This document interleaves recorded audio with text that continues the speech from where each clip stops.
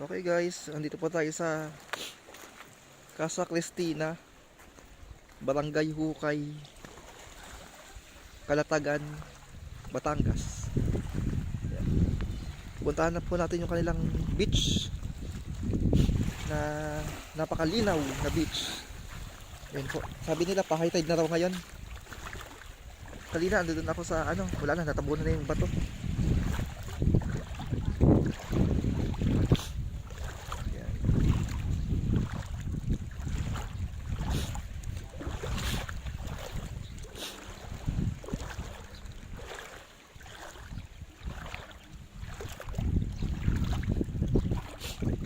Tumaas na po yung tubig. Kanina meron ditong batong nakausli. Ayun. Natabunan na siya. Lumalalim na kasi.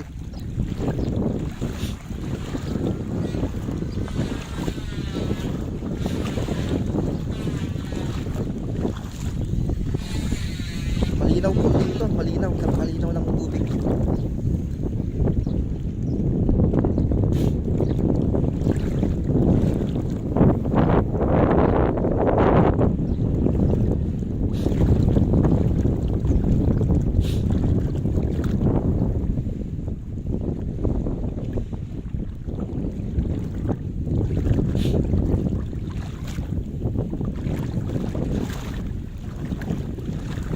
High tide na po siya kasi kanina itong patong to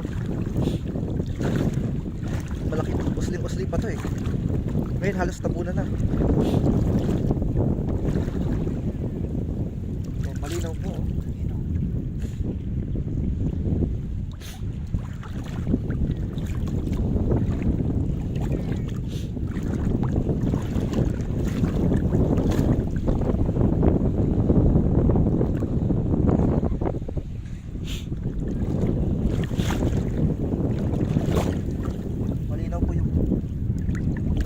Kita-kita yung mga bato, mga red corals.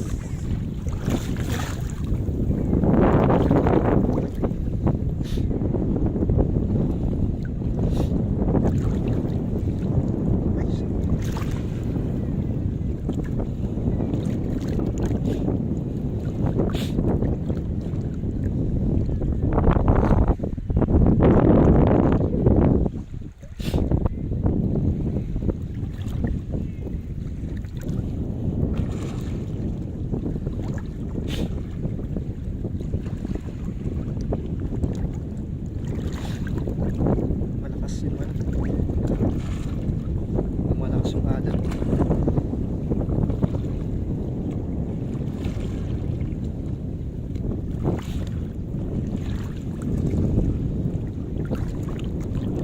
Linaw.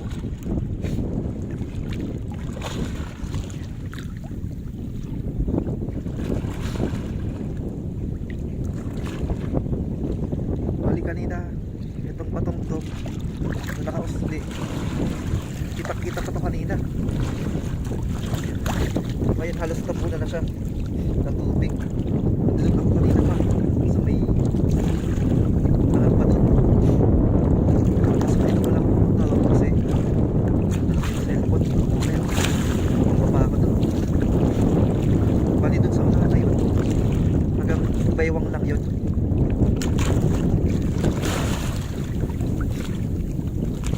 Natapunan po siya kanina, kitang-kita to, nakauslipat to kanina high tide na po. Yan, balik-balik na muna ako kasi delikado sa cellphone. Sayang ang 19,000. Yan, malinaw po siya. Malinaw. Malinaw. Kitang-kita yung mga bato sa ilalim.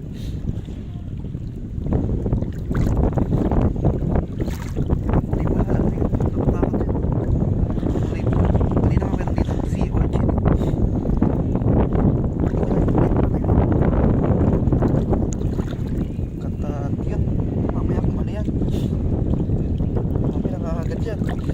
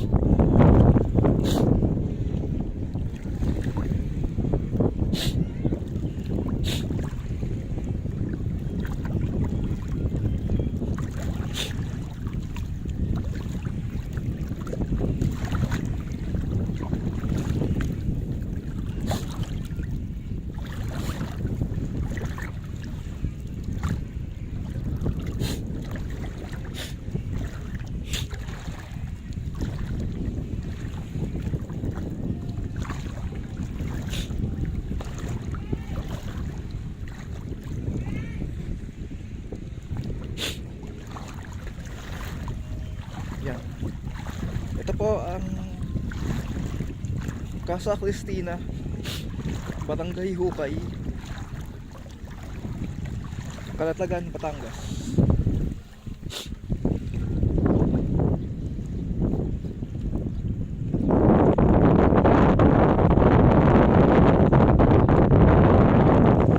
Alas hindi talaga, hindi na talaga makita yung bato dito. Tabunan na talaga siya.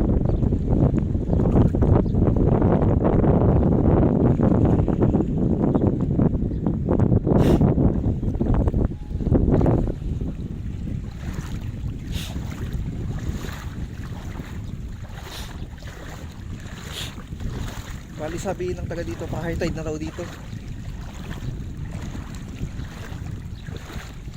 Kasi yung tubig umaabot dyan hanggang dun sa kulay puti na yun, sa may bagong magbangka.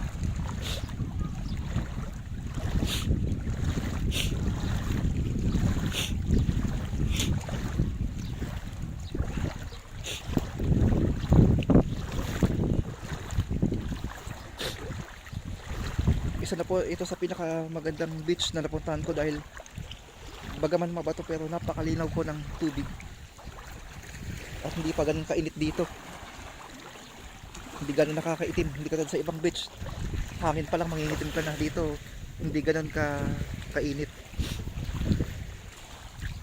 Yan, mamaya po yung tubig hanggang dito na aabot yan. Yan dito po kasi low tide pa pero pa-high tide na raw po.